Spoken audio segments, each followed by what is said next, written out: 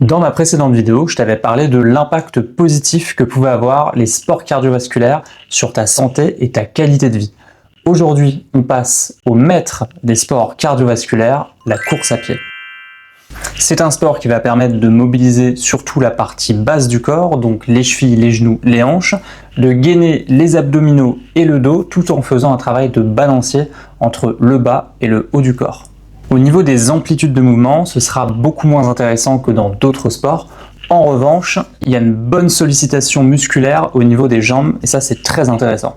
La course à pied, ça a aussi des gros avantages cardiovasculaires. Ça, j'en ai parlé un petit peu plus dans le détail dans une autre vidéo qui parle des effets positifs des sports cardiovasculaires. Je te laisse checker ça. Bref, là où ce sport a sa particularité, c'est qu'il permet d'induire des compressions au niveau des articulations.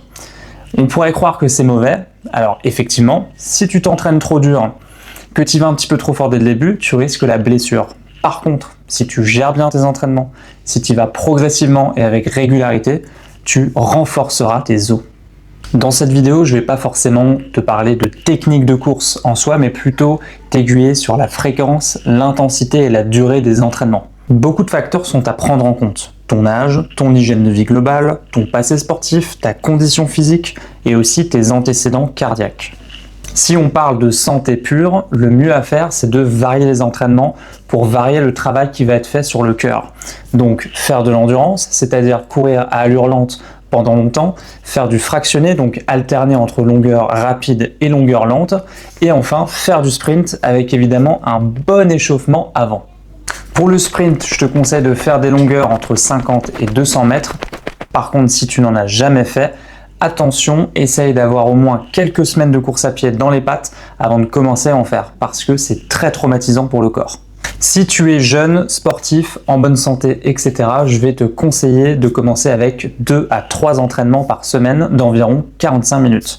Le mieux, ce sera de faire une séance d'endurance, une séance de fractionné et de temps en temps de t'essayer au sprint. Maintenant, prenons l'exemple inverse. Tu es plus âgé, tu n'as presque, voire jamais couru de ta vie, tu as peut-être du poids à perdre, et bien dans ce cas-là, il va falloir y aller avec beaucoup plus de progressivité.